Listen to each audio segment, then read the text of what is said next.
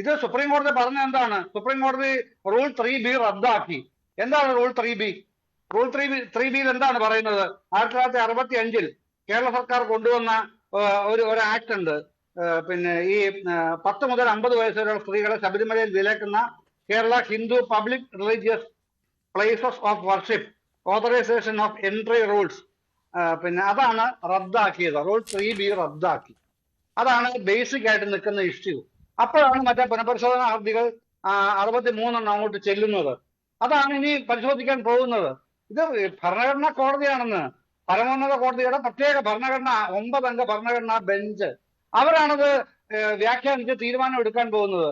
അവിടെ നിങ്ങൾ സർക്കാരിന്, രേണു എന്നോട് ചോദിക്കുന്ന ചോദ്യം ഈ നാളത്തെ കാര്യത്തിൽ എന്താണ് നിങ്ങളുടെ നിലപാടെന്നുള്ളതാണല്ലോ.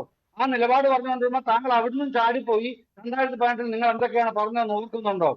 ഇത് എന്ത് റിലവൻസ് ആണ് അതിനുള്ളത്? നാളത്തെ കാര്യം ചോദിക്കുമ്പോൾ അതാണ് ഞാൻ പറയുന്നത് മറുപടി. പക്ഷെ താങ്കൾ വീണ്ടും 18ലേക്ക് ചാടിപ്പോവുകയാണ് ചെയ്യുന്നത്. കഴിയില്ല. അത് സുപ്രീം കോടതി നിലപാട് പിന്നെ പരമാവധി വ്യാഖ്യാനിച്ച് വെച്ചിട്ടുണ്ട്. അതിന്റെ അപ്പുറത്തേക്ക് ഇന്ന് പുനഃപരിശോധന ഹർജികൾ ആ കോടതി എടുക്കണമോ വേണ്ടയോ എന്ന് പോലും ഇനി ആലോചിക്കുന്ന സ്ഥിതിയിലാണ് നിൽക്കുന്നത്. അതാണ് സാധാരണഗതിയിൽ ഒന്ന് ആലോചിച്ച് നോക്കൂ. ഒരു പുനഃപരിശോധന ഹർജി സുപ്രീം കോടതി ചെന്നാൽ എന്താണ് സംഭവിക്കുന്നത്? അത് പിന്നെ വിധി പറഞ്ഞ ജഡ്ജിമാർ തന്നെ അത് കേൾക്കുന്നത്. അങ്ങനെയല്ലേ നാളിതുവരെയുള്ള എല്ലാ ചരിത്രങ്ങളും അങ്ങനെയല്ലേ? ഇത് പക്ഷെ അങ്ങനെയല്ല. ഇത് ഭരണഘടനാ കോടതിക്ക് മാറ്റി 5 അംഗ ബെഞ്ച് 7 അംഗ ബെഞ്ചായി, 7 അംഗ ബെഞ്ച് 9 അംഗ ബെഞ്ചായി. ആ തരത്തിൽ വളരെ വൈവിധ്യപൂർണമായ ഒരു വിധി ഇക്കാര്യത്തിൽ വരണം. എല്ലാ കാര്യങ്ങളും കോംപ്രിഹെൻസീവായിട്ട് പരിഗണിക്കണം എന്ന് കോടതി തന്നെ കാണുകയാണ്.